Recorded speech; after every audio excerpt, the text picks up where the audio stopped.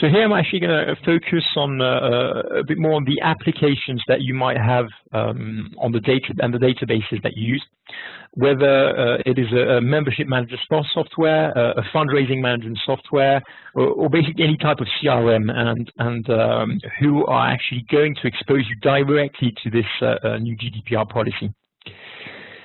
Regarding data mapping, whether it is personal or sensitive data, as this is the information that you'll be required to inform and to keep in your record of processing activities. So regarding this, you'll have a certain amount of systems, such as CRMs, that will allow you on every set of data, and you can see this on the right, to qualify it as GDPR data.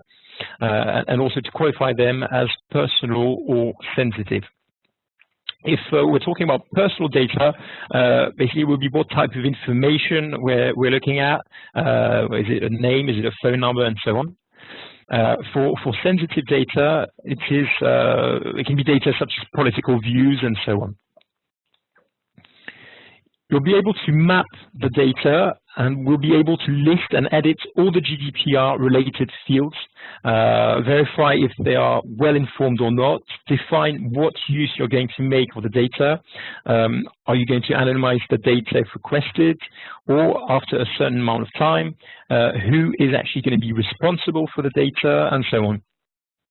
You'll even be able to print out or to export the list in CSV file, for instance, in the eventuality of a control or of a node audit.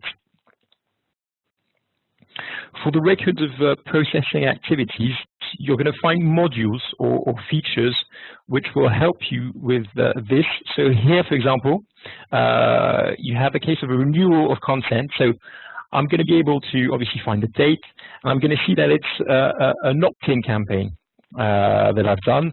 I can see here its status. Is it done, cancelled, or planned? I'm going to see if who is in charge. I'm going to see the type of the activity. So as I said here, it's an opt-in campaign. I'm going to know which are the tables concerned, the fields concerned, and obviously the number of records concerned. If ever my organization gets audited, this is the list that I'm going to be able to pull out of all my activities and of the list of all the treatment that I've made. So this is for the mapping of my information. Now I'd like to have a look at the compliance with the rights of data subjects and how to manage this at your organization level, thanks to systems such as a membership management software or fundraising management software, for instance. The first thing is that personal data collection must be backed up by clear and precise information. What does this mean? So this actually means that I have to show my commitment to respect the law. What am I going to use the data for? Who is likely to have access and or exploit the data? How can individuals express their rights? Management of potential interactions with the social medias, cookies management, and so on. So regarding this information, you'll probably have to either update your data protection policy to differentiate data protection from the rest, so obviously from general terms, from conditions of use, and so on. And that's a really important point, as it is clearly stipulated that the data protection measures mustn't be lost in the mass of information and need to be clearly identifiable. You will need to update your documents, supports, and websites to update, if needed, your email templates, your SMS, if you use them. You'll need to update your welcome booklets, the contracts of your employees, and so on. You'll potentially need to update the scripts of your telemarketers if that's a service that you use, and so on. So here are all the actions that you can put into place to be as transparent as possible while collecting personal data. And this is really crucial, as it will allow you to use the data in the future without putting your organization at risk. Collected consent. You have the collect of the data subject consent, and this is really a critical point in GDPR regulation. This must be a proactive approach. It should be renewed for all the existing data if you do not already have a clear proof of consent. This implies that you might have to organize opt-in campaigns in order to get the contact for your existing contacts.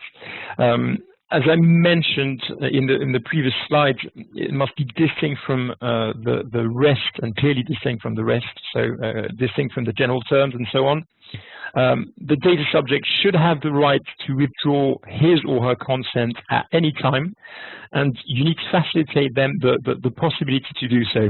So you really need to gather and maintain the proof of concept, obviously, and make sure that you take it into account for all your future data treatment.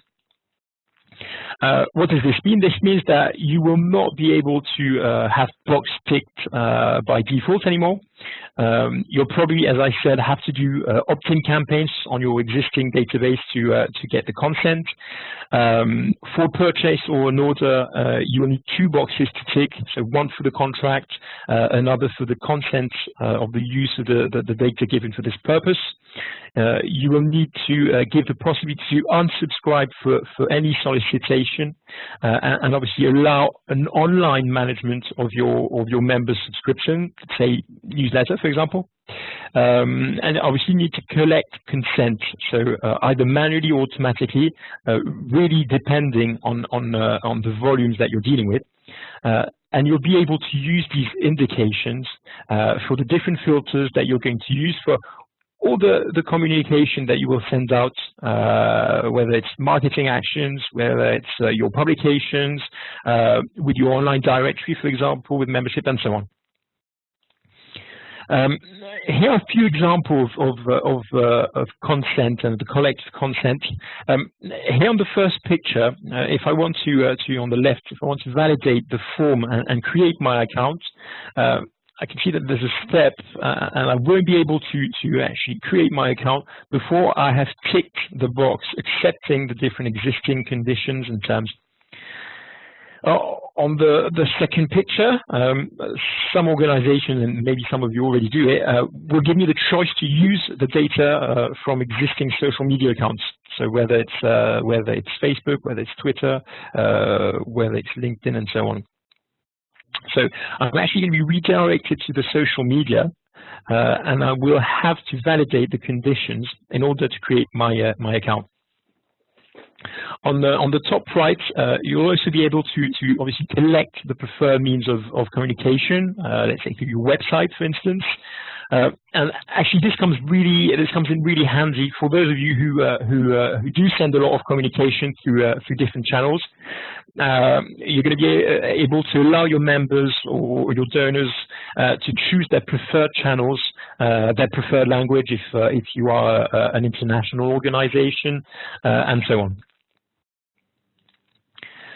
Once you've put these different means into place to gather the consent of your contacts, you'll need to maintain them in your database, as you can see here. So with a date on the upper screen, on the date, the actual contact concerned, through what channel I obtained the consent, information on the elements on which my contact has opt-in or opt-out. For an opt-in collect, for instance, I can link it to a specific campaign.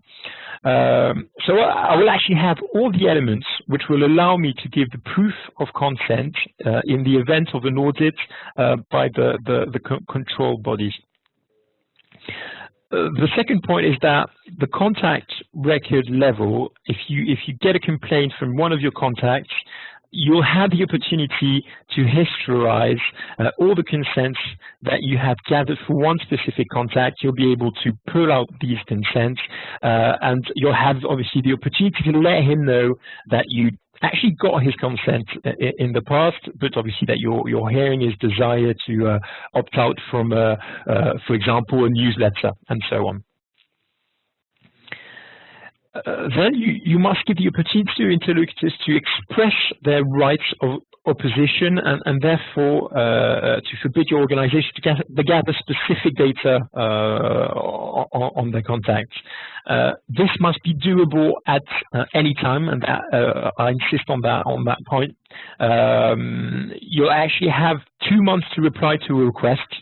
And it will be required to give a proof of the processing of the request. Therefore, your contacts must be clearly informed. You'll need to give them the opportunity to express these requests. You'll need to be able to qualify and monitor treatment delays of these requests. And again, obviously, you'll need to maintain a proof of the processing of these requests. Some of the requests will also concern the rights of access, of rectification, portability, and erasure of the data. This is actually crucial, as you need to ease up the process for the data subject as much as possible, and you need to be able at any time to provide him with the data and potentially amend or even delete the data. You'll therefore need to appoint a responsible for these requests, and this is actually why it's important to appoint a data protection officer. You'll need to register and process the requests, bearing in mind the limits, obviously, of the rights of access. Some of the requests you will get will probably be unreceivable. So, to give you an example, if the contact has not provided you with a copy of his ID and a declaration saying that he is the initiator of the request and so on, it can be received as unreceivable and so on. You're also going to be able to gather the application of the right of access, to the rectification, portability to erasure, and as for the right to opposition, to monitor treatment delays and maintain again the proof of the processing of these requests.